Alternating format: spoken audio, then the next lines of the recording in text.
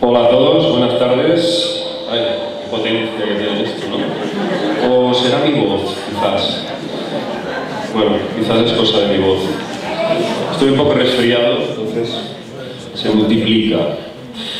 Buenas tardes a todos, muchas gracias por haber venido. Vamos a hablar de abducciones, aunque a mí me haya abducido el virus de la gripe. Vamos a ver, me gustaría empezar de una forma muy simple. ¿Pasas? ¿Sí? Ah, bueno, ya puedo hacerlo también. Ok. Bueno, imaginemos por un momento que en todas las pantallas de televisión del mundo yo hago aparecer esta imagen. ¿Vosotros qué pensáis que ocurriría? Es decir, a nivel de la reacción de la masa de los seres humanos. Pánico, acojone, por aquí. Bueno, pues yo creo que casi el 70% de la población, cuando ve esto, lo primero que piensa es, pues, en ciencia ficción. Personajes surgidos de la cultura del entretenimiento. Y nada más que eso. Entonces, bueno, yo me gustaría pediros que levantarais el brazo a aquellos de vosotros que consideréis que este ser que estamos viendo no es nada de ciencia ficción, que puede existir realmente. ¿Podéis levantar el brazo si es que puedo veros? Hombre, pues una buena peña, ¿eh? Sí, bastante. Bueno, pues sí, podría decir que vosotros pertenecéis a ese 30% que lo daría por real, ¿no? ¿Dónde está la diferencia con respecto de ese 30 a ese 70% de escépticos? Pues lógicamente en el nivel de información. Vosotros, lógicamente, os habéis preocupado en profundizar un poquito más. El resto ha sucumbido a la matriz del engaño y al plan de la élite para vulgarizar todas estas cuestiones. Entonces, bueno, en esta siguiente imagen que vamos a ver es con lo que verdaderamente la gente asocia a los grises. Es un acto instintivo, es una reacción de décimas de segundo, que forma parte, pues, de una programación muy bien ejecutada. De todas formas, es una táctica psicológica básica, ¿no? De eso se encarga Hollywood, para eso está ahí, siguiendo el programa de la manipulación de nuestras percepciones. Entonces, bueno, eso es lo que hacen. Vamos a meter todos los indicios de la presencia alienígena en el saco de la fantasía para que la mente colectiva asocie todo con la ciencia ficción. Entonces, bueno, parece que muchos de vosotros estáis vacunados contra esta manipulación y cuando veis un gris lo asociáis directamente con esto. Efectivamente, con las abducciones. Si buscamos en el diccionario de la Real Academia de Lengua Española, el término abducción jurídicamente significa rapto por persuasión o violencia, pero la ufología la ha adaptado a la siguiente definición: supuesto secuestro de uno o varios seres humanos por presuntos alienígenas. Hay un catálogo mundial de casos de abducción que hace ya unas décadas nos cifraba en 700 casos. Ahora estaríamos ya en unos cuantos miles, seguramente. Hay estudiosos como el neoyorquino Matt Hopkins, del que hablaremos luego, que apuntan a que solamente en Estados Unidos pues, podrían haber millones de ciudadanos secuestrados que no lo saben ni ellos mismos por los síntomas intrínsecos que tiene la abducción, que es la amnesia de la persona. Bueno, el propio Matt Hopkins decía, aceptemos la hipótesis del 1% de la población, que equivale a 250 millones de personas. Es un montón de gente para empezar. Considerando el 10% de la población, nos encontramos con 25 millones de personas. Un porcentaje así podría ser el correcto. Y resulta escalofriante. Bueno, al final nos acaba diciendo, no dispongo de cifras reales, pero el fenómeno afecta a un número de personas mayor del que se cree. Bueno, un fenómeno que desde luego no tiene absolutamente nada de moderno. Podríamos encontrar referencias de los primeros abducidos de la historia con la ascensión a los cielos del profeta Enoch.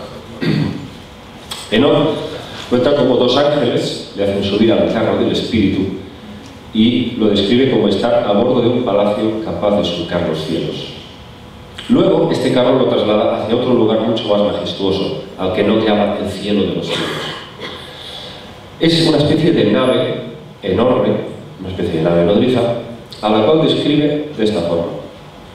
Él trasladó mi espíritu dentro del cielo de los cielos, y vi que ahí había una edificación de cristal, y entre esos cristales, lenguas de fuego vivo. Mi espíritu vio un círculo que rodeaba de fuego esta edificación, y en sus 4 esquinas había fuentes de fuego vivo. Yo vi un fuego ardiente, y más allá de esas montañas está una región donde termina la gran tierra, y ahí culminan los cielos. Luego me fue mostrado un profundo abismo entre columnas de fuego celeste, y vi en él columnas de fuego que descendían al fondo, y cuya altura y profundidad eran inconmensurables. Bueno, no voy a seguir porque me voy a extender demasiado, no tendremos tiempo. Bueno, básicamente se podría decir que si esto no es una nave espacial, pues ya me dirán ustedes si es mejor callarse la boca o seguir enzarzado en cuestiones teológicas.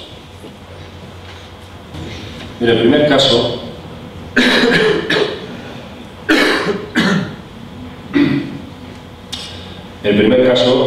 donde realmente empieza a ser tratado clínicamente y bajo la lupa de la psiquiatría y la hipnosis es pues el caso del matrimonio Hill, 1961.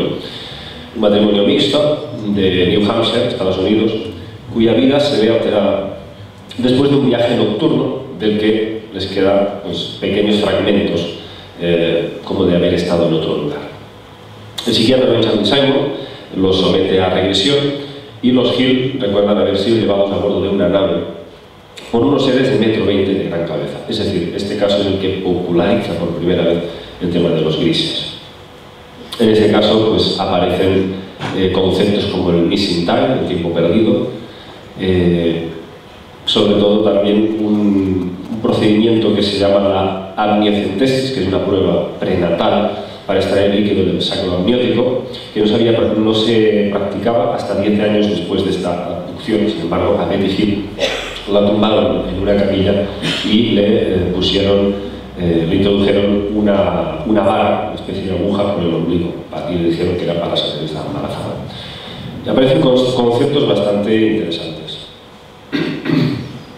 Luego podríamos hablar de largo entendido sobre un mapa estelar que supuestamente pues, logró decodificar una astrónoma aficionada llamada Marjorie Fish y que formaba parte de,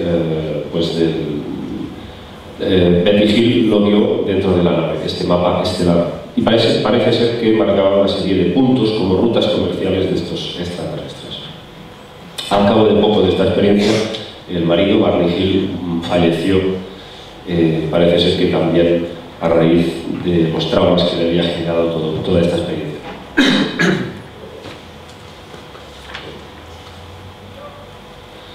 Bien, cuando uno analiza precisamente un caso de abducción, parece que ya los tiene todos. Es un calco uno de otro. Todos siguen una y otra vez el mismo patrón, las mismas características: amnesia, tiempo perdido, marcas en la piel, implantes. A tal punto se repiten estos patrones que el folclorista Thomas Bullard ha llegado a marcar 8 pautas que parecen repetirse en todos los casos de abducción: captura, examen, deliberación, excursión, viaje a otros mundos, teofanía, regreso y consecuencias. Entre los casos que a mí particularmente me parecen más importantes y bien estudiados del mundo estaría el de Fortunato Sanfretta en Italia, estado de un guardia nocturno que fue abducido por unos seres de aspecto reptiloide. 2 casos españoles fundamentales, el de Julio F. en Medinaceli y el de Próspera Muñoz en Jumilla. El caso de Charles Dixon y Calvin Parker en Bascagou. El caso de Travis Walton, muy interesante porque fue desaparecido durante 3 días en Snowflake, Arizona, y sus compañeros fueron incluso acusados de asesinato durante su desaparición. No hubo explicación y él, Travis Walton, sigue manteniendo hasta el día de hoy que fue secuestrado por entidades desconocidas. Aquí tenemos, yo considero, el máximo experto en abducciones del mundo, el artista neoyorquino Bud Hopkins, que en 1981 causó un gran impacto en la opinión pública con su libro Missing Time, Tiempo Perdido, y en el libro advertía al lector: son historias que pueden sucederle a cualquiera, a sus vecinos, a sus seres queridos, incluso a usted. Esto hizo que miles de personas de todo el mundo se replantearan la posibilidad de que hubiesen sido realmente abducidos, sin ellos recordarlo conscientemente. Empezaron a también inspeccionarse ciertas marcas o señales en la piel, y aparecieron cientos de miles de casos de personas a raíz de la publicación de este libro que parecían corroborar eso. Estas marcas en la piel generalmente dejaban una cicatriz muy parecida a lo que, a la falta de un término mejor, llamaban marcas de cuchara, como una hendidura circular, como si hubieran extraído con una cucharilla una capa de células cutáneas. Luego también pues, sacó el bestseller Intrusos, el mismo Bart Hopkins, hablando del caso de Kathy Davis, una señora supuestamente que habría sido inseminada un total de 9 veces para generar diferentes híbridos. La secuestraban, le extraían el feto y hacían desarrollar esa criatura en tanques artificiales.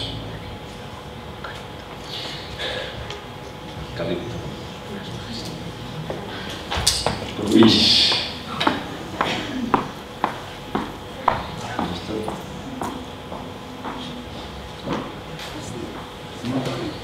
Muchas gracias. A ver si así.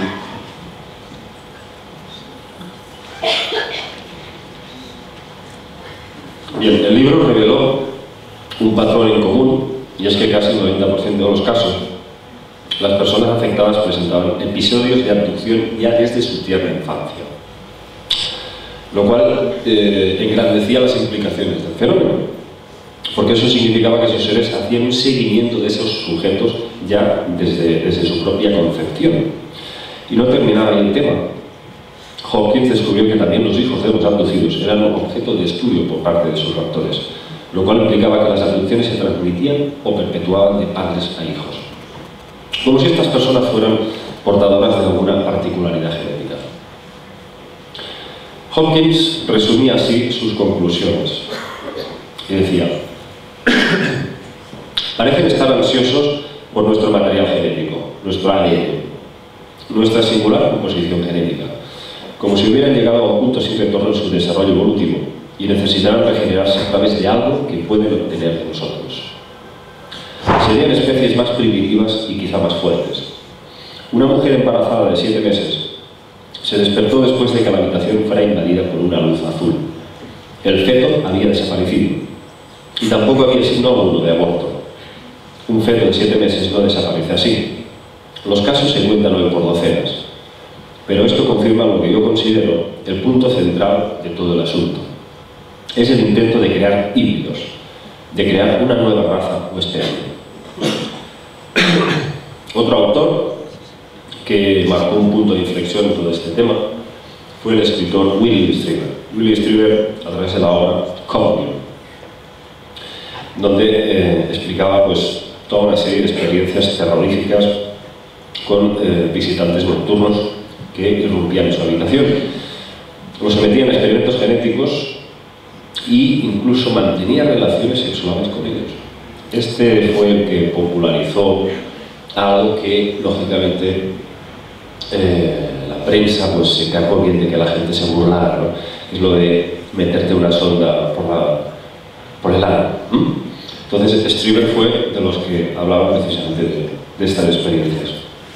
Eso fue caldo de cultivo para el cachondeo. Pero parece ser que las experiencias fueron así y lo abarcaron muchísimo. Otra obra esencial de William Strieber fue precisamente Transformation, que relata el resto de sus experiencias. Aparece también en su portada la imagen de uno de sus captores. Aquí podemos verla. Un ser de grandes ojos negros que miles de personas identifican como el responsable de sus pesadillas nocturnas. Se hizo incluso una película sobre las experiencias de William Strieber, Intruders, Communion, interpretada por el actor Christopher Walken. Otro investigador estrella de peso, con un prestigio académico envidiable, fue el profesor de psiquiatría de la Universidad de Harvard, John Mack. John Mack, que empezó con un nivel de escepticismo total que se fue transformando en convencimiento después de cientos de casos. Él siempre decía que no encontraba ninguna explicación psicopatológica para explicar la naturaleza del relato de los abducidos. Tras realizar cientos de personas se dio cuenta de que ninguna de ellas sufría esquizofrenia, ni alucinaciones, ni tenía ningún tipo de patología encuadrada dentro de la psiquiatría. Y eso es algo que dijo y dejó claro insistentemente a sus colegas académicos, sin que nadie quisiera hacerle caso. Hasta que llegó un punto ya que decía, bueno, pues queréis ver esquizofrenia, pues venga esquizofrenia, bueno. Ya alucinaciones, pues alucinaciones. Yo, lo que yo he investigado, pues no va por ahí, pero si vosotros queréis ver enfermos, pues venga, allá vosotros. Claro, es lo que pasa siempre cuando uno no investiga y no tiene suficiente documentación. Está zumbado, este va fumado, no sé qué. Bueno, esto es, vamos, la reacción típica, todo el mundo. Entonces, bueno, llegó un momento en que, lógicamente, al igual que le ha pasado al profesor de química orgánica en Pisa, Italia, el Corrado Malanga, ya llega un momento que uno dice, bueno, yo ya paso de buscar pruebas, ya llevo 25 años peleando para aportar pruebas y, bueno, lógicamente si hay una élite que controla la ciencia, pues ¿qué estamos haciendo aquí? La única cosa que podemos hacer es, como estoy haciendo yo ahora, agarro este micrófono, doy una información y que cada uno se espabile y busque información por sí mismo. Porque por muchas pruebas y evidencias que uno presente, pues siempre te pueden parar al mejor forense o al mejor científico corrupto total para decir, no señor, esto no es ninguna prueba porque esto es una descalcificación de no sé qué, no. Y tú te quedas así y todo el mundo se queda feliz, todo el mundo se va a casa tranquilo, que aquí no hay extraterrestres que por las noches secuestren a mis hijos. Entonces, bueno, si jugamos a ese juego, lógicamente no sirve de nada presentar pruebas, porque parece que cuanto más insistes en ello, más van a por ti.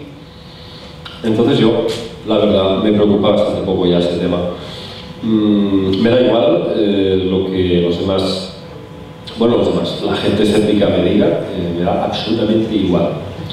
Yo digo lo que pienso, yo digo lo que he investigado, no he estudiado cientos de casos como John Mack, pero sí he conocido docenas de personas que me han contado cómo han sido abducidas.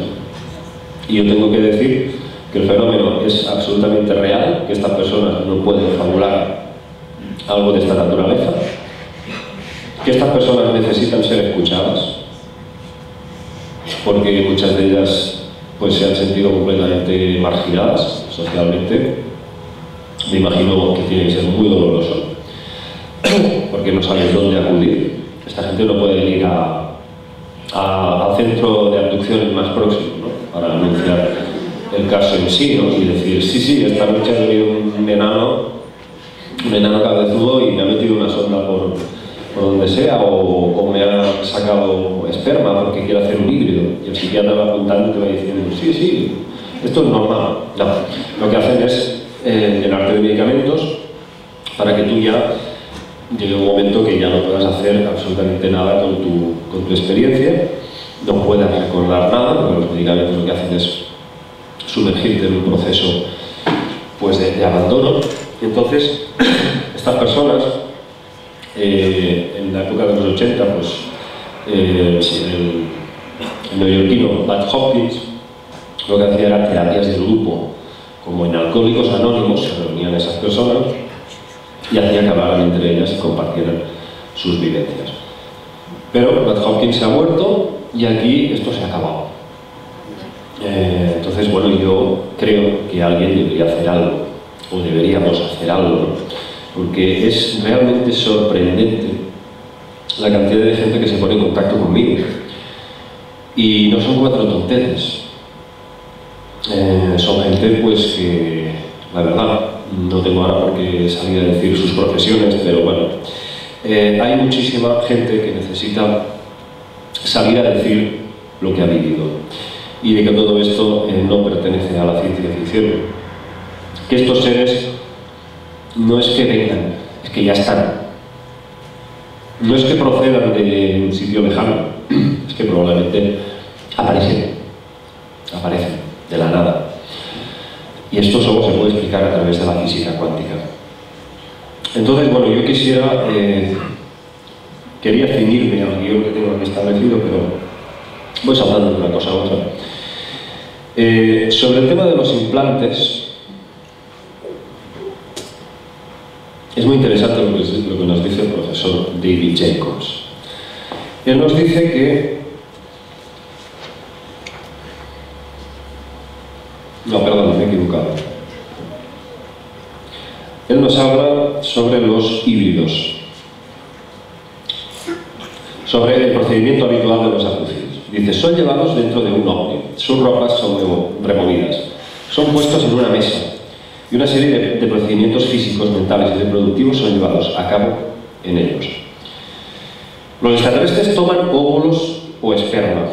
Las mujeres son implantadas con fetos o bien los fetos son extraídos de ellas. Después de los procedimientos de la mesa, los abducidos pueden ser llevados a una habitación donde son requeridos a tener interacción física con bebés y niños pequeños. Quienes parecen ser un cruce entre alienígenas y humanos. Podemos ver a estos híbridos como adolescentes, adultos jóvenes y adultos maduros. Después de que las actividades y procedimientos han terminado, los abducidos son devueltos a su ambiente normal y rápidamente olvidan lo que les ha ocurrido en tan solo algunos segundos, aunque saben que algo ha ocurrido. David Jacobs nos identifica 4 tipologías diferentes de estos raptores. Tipo 1, grises, los típicos. Tipo 2, reptilianos, generalmente muy altos y son los que estarían al mando de los grises.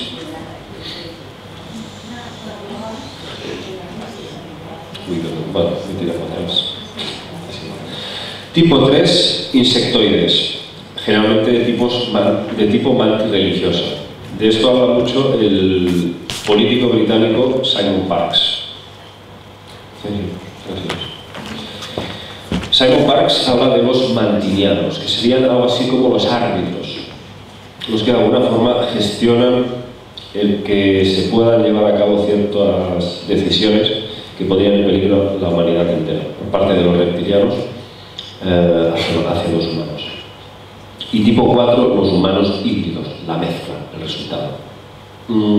David Jacobs nos dice lo siguiente. El problema es que todo en el universo está hecho de los mismos elementos. Entonces, si la pregunta sobre cualquiera de los artefactos es ¿pudo haber sido fabricado en la Tierra? La respuesta es siempre sí. Debe mostrarse qué es el artefacto y cómo funciona. Entonces debe demostrarse que este objeto no ha sido inventado aún en la Tierra. Sin eso, el objeto siempre va a debate y en lugar de convertirse en evidencia que apoya la historia, ocurre todo lo contrario. Sin embargo, no todos los expertos opinan igual que David Jacobs. Aquí tenemos a Roger Leir. En agosto de 1995 se llevó a cabo la primera de una serie de extracciones de implantes. Todo conducido por el doctor en cirugía Roger Leir y el hipnólogo Errol Sims. Todo conjuntamente con un equipo médico. Lo primero que llamó la atención al doctor Leir es que estos implantes no habían causado inflamación, ni infección, ni quistes fibrosos. Era como si estos objetos estuviesen diseñados para permanecer dentro del cuerpo humano. Leir asegura que se trataba de materiales 100 veces más resistentes que el acero más reforzado del mundo. Ni siquiera se puede rayar con diamantes. Parece ser que para cortarlos tuvieron que utilizar el láser. El doctor Leir cuenta con 16 casos en que el implante se haya recubierto, como podemos ver ahí, con una especie de membrana biológica de tacto gelatinoso, probablemente cumpliendo con una función de adaptación al cuerpo para evitar infección y rechazo. Sometidos al microscopio electrónico, algunos de estos objetos muestran un conglomerado de nanotubos de carbono. Parece como que incluso llegan a emitir señales incluso después de haber sido extirpados. Ahora, aquí la pregunta es, ¿qué emiten y hacia dónde? ¿Cuál es la información que recogen estos objetos? Todo indica que estos objetos sirven para controlar la mente y el cuerpo del individuo a través de impulsos hacia las terminales nerviosas y de ahí al cerebro. Yo tengo que contaros, un amigo mío, profesor de física, me colocó un día un aparatito, un reproductor de música, me lo puso aquí encima de la muñeca. Yo podía escuchar la música dentro de mi cerebro, sin cables ni auriculares. La música llegaba a través de mis terminales nerviosas. Imagínense ustedes un implante alienígena colocado dentro de sus cuerpos, dotado de una fuente de energía electromagnética desconocida para nosotros, capaz probablemente de doblegar nuestra voluntad e introducirse dentro de nuestro cerebro. ¿Cómo distinguirían ustedes si sus pensamientos son suyos? ¿Cómo los identificarían para desechar una intervención externa? ¿Cómo podrían decidir cuáles acciones cometer y cuáles no? En algunos casos, estos implantes, al ser extraídos, se han volatilizado delante de las narices de los científicos. Imaginen qué podrían hacer con estas cosas dentro de sus cuerpos si sus controladores decidiesen acabar con sus vidas.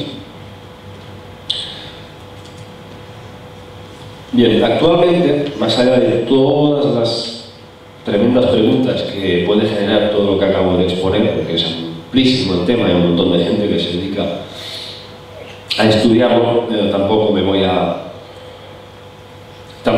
extender en esto porque son ya cientos de miles los casos de implantes. Yo mismo tengo uno en casa y lo he contado muchas veces. Yo me inicié en la ufología precisamente pues gracias a una serie de experiencias que tuvo mi abuelo. Y en el año 98 pues se le extrajo un objeto, una especie de material pues muy raro, no sabemos exactamente aún qué es porque es muy complicado encontrar un laboratorio químico y que no te coque por un estudio a profundidad. Y bueno, ahora sería extenderle muchísimo, pero bueno, en otra ocasión pues a lo mejor hablaremos más ampliamente de este tema. Es un tema de las abducciones que me toca muy de cerca porque está relacionado con esta persona, con mi propio abuelo. Entonces, bueno, ahora mismo tengo, bueno, iba a decir 3 casos, pero ya en los últimos días se me ha sumado un cuarto. Pero bueno, vamos a decir que tengo 3 casos de abducción. El primero de ellos, una joven mexicana llamada Karen, que me contactó para contarme cómo había sido intervenida por unos seres de tipo gris.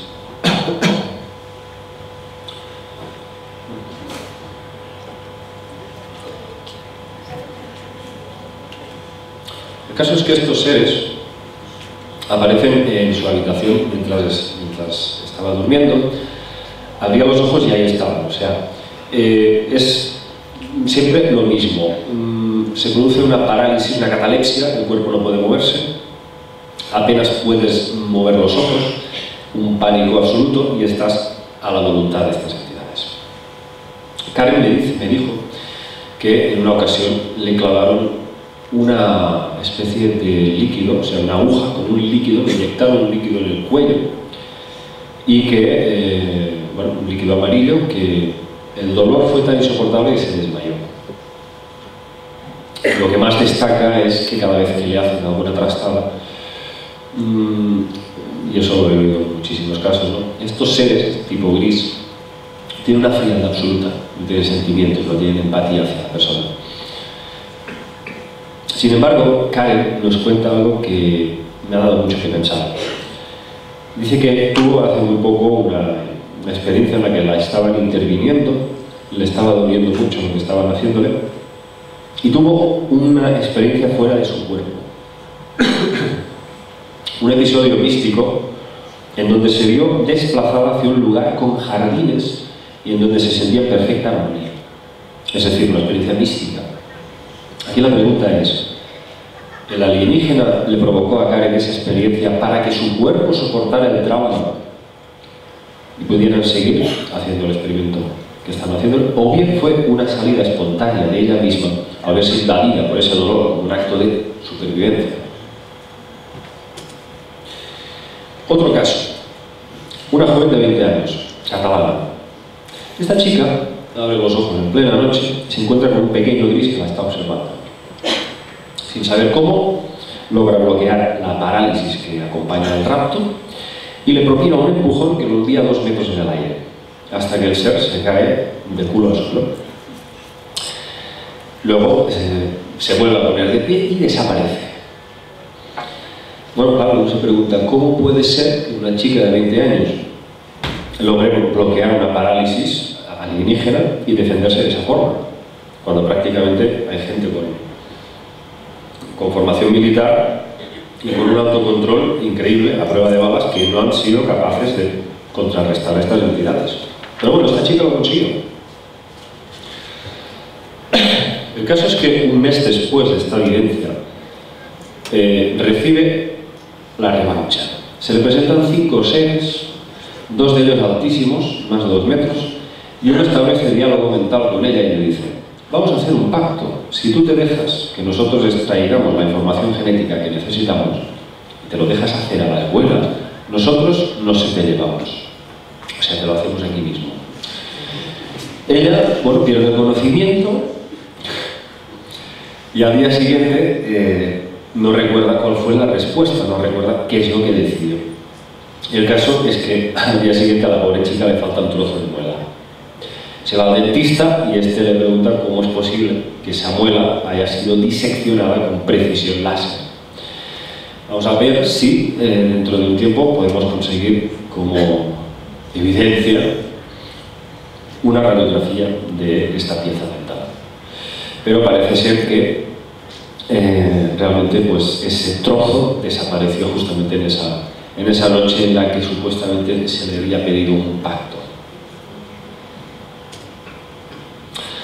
Bueno, el tercer caso, 3 hermanos dominicanos afincados en Barcelona llevan sufriendo abducciones desde los 12 años. Y uno de ellos acudió a contarme. Este amigo, que de momento pues no puedo decir su nombre, tengo que mantener en anónimo, ha vivido varias veces la misma situación.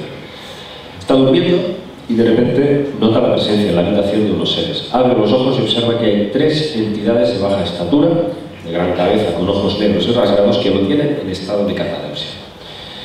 Uno está colocado a sus pies y él siente como ese le está paralizando el cuerpo. Otro lo tiene sobre su cabeza, a pocos centímetros de su cara, que puede sentirle incluso el aliento. Ese le paraliza la mente. Y un tercero que va y viene y le va clavando 2 agujas en la nuca hasta que pierde el conocimiento. No sé si os suena, pero es muy parecido al caso anterior. Claro, él me decía, bueno, ¿y a quién voy a contarle yo esto? ¿No? Lo que comentábamos, ¿no? Como no te espabiles tú mismo buscando soluciones, pues no vayas tirando de psiquiatras porque vas a acabar como Jack Nicholson. Entonces bueno, pues él tiene formación militar y ha intentado desarrollar una especie de estrategia mental, una forma para burlarles, empleando técnicas de relajación y concentración. Pero dice que de momento es bastante imposible, bastante complicado.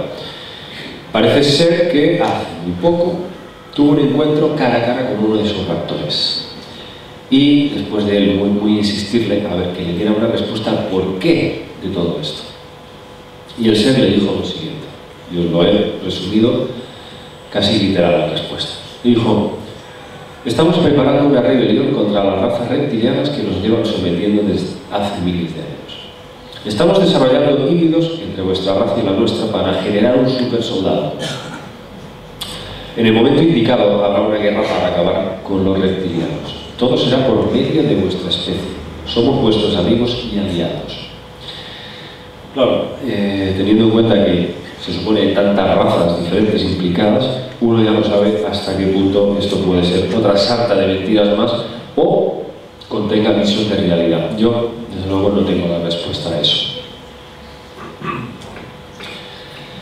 Bueno, aquí lo interesante es que el investigador francés Anton Parks, autor de las sagas crónicas de Gyurku, nos cuenta una serie de detalles que hoy en día podemos adaptar a lo que conocemos sobre los grises.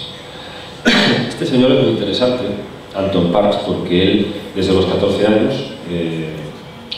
viene teniendo experiencias en las que se ve, sufre una serie de flashbacks en donde ya no se ve en la realidad presente y se ve en el pasado, como si estuviese en el cuerpo de un reptil hace miles de años. Y ese reptil, dice él, se llama Saam. Saam, que lo identifica con el Enki sumerio, el supuesto padre de la humanidad.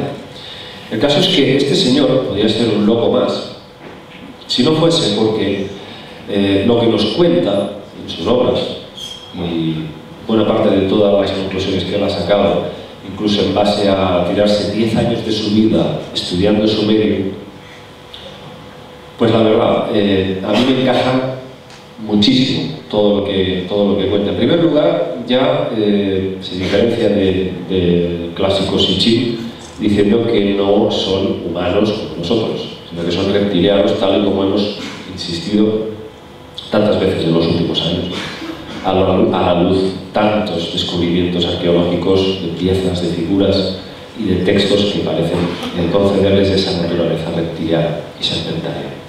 Entonces, Anton Parks los llama los Jinabu. Y él nos dice que estos grises ya existían como raza sirviente, ya los habían creado como fruto de una manipulación genética. Y los llamaban Mimigu, sí, parece nombre de gato, cuyo significado es responsable de tareas hostiles, o sea, los encargados de realizar el trabajo sucio, la recaptación de material genético y biológico. Para los dogones de África, Mimigu significa hormiga. Y el líder Zulu, Credo Mutua, llama a estos grises Mantindai, los torturadores.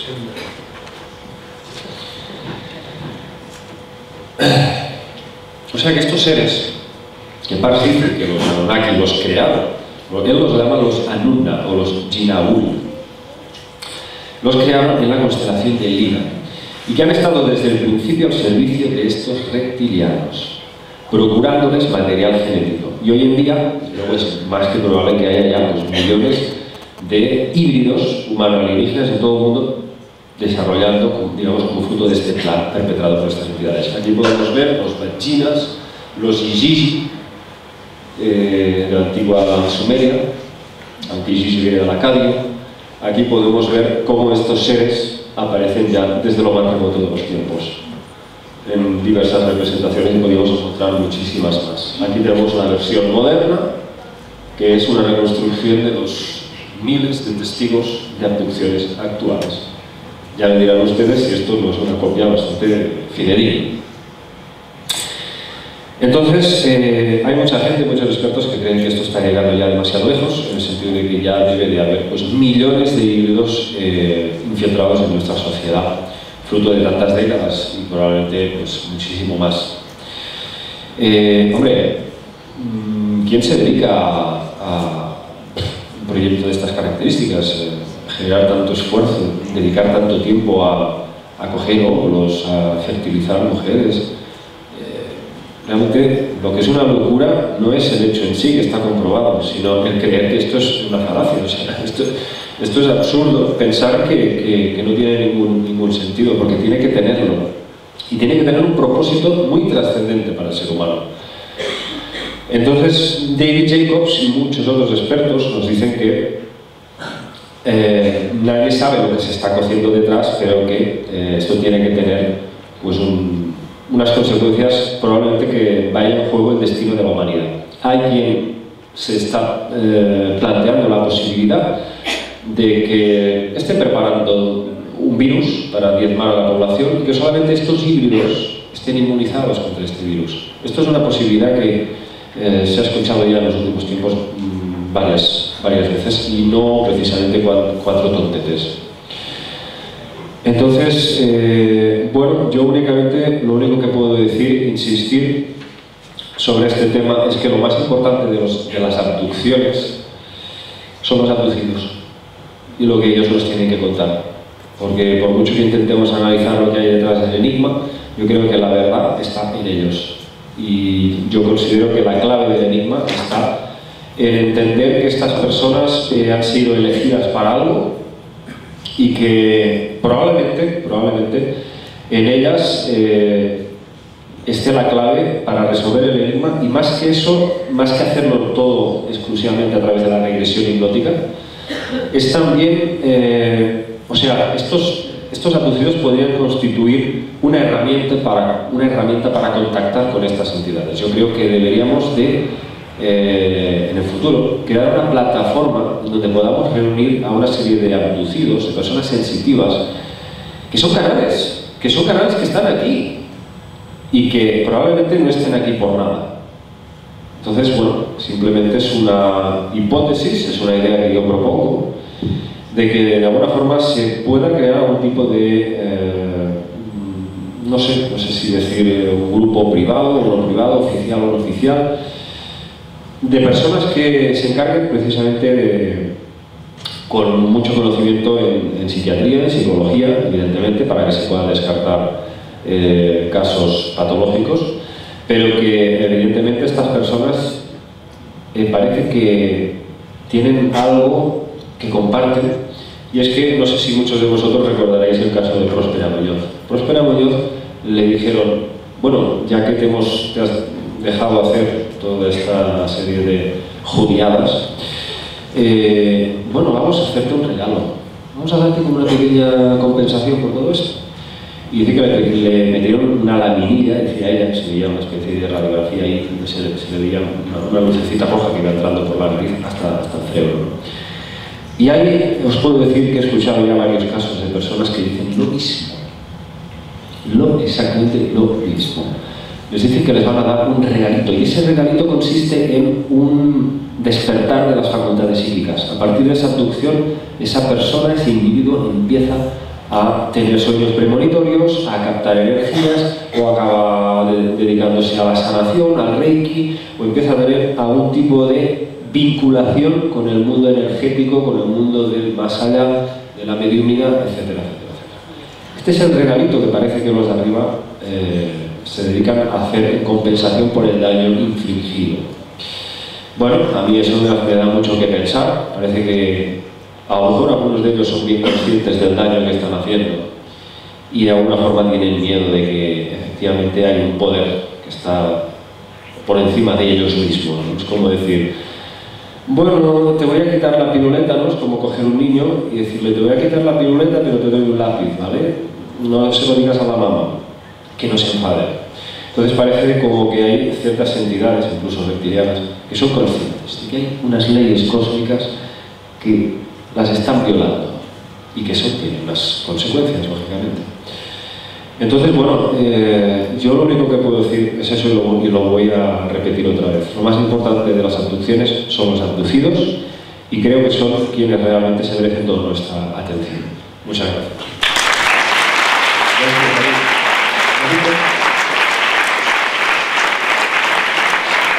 ¿Podemos poner la última sala, por favor? David Márquez. Señor técnico, ¿puede poner un poco de luz de la sala? Como que vamos bien de tiempo. Vamos bien. Vamos muy bien. Te quiero hacer dos preguntas. Sí, pero me tengo que sonar. Hoy tal que sí, ahora. Un fuerte aplauso, ¿no? Esto no lo va a hacer.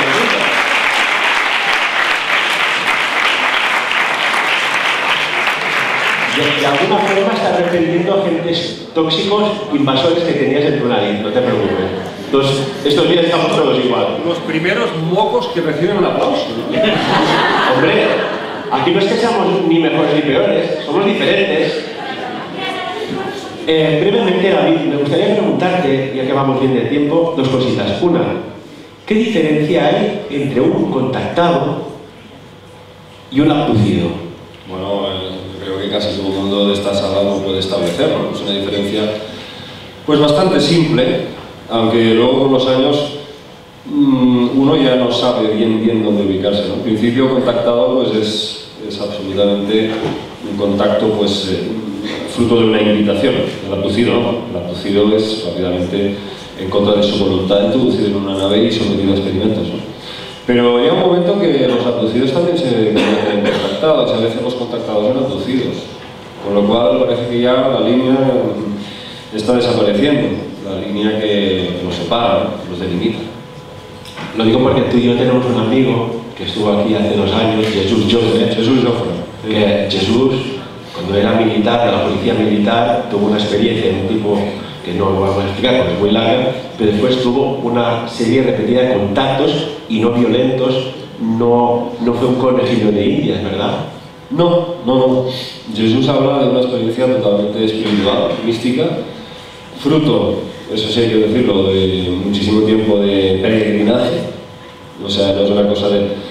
Pasó mucho tiempo en el que, bueno, pues iba con los amigos, con el coche, con cámaras todo el día mirando al cielo, a ver si captaban ovnis, subiendo a montañas, hasta que se cansó y dijo, ya estoy harto de ya perseguir ovnis, esta no es la forma adecuada de contactar con entidades superiores.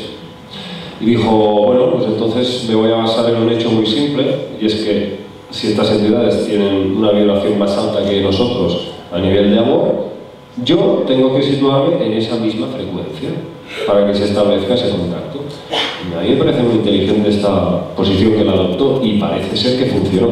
25 años después, creo que fue, consiguió contactar con esa misma entidad que comentabas, apareció en la base militar de Rosas. Correcto. Sharif se llamaba. Bueno, se llama, según él.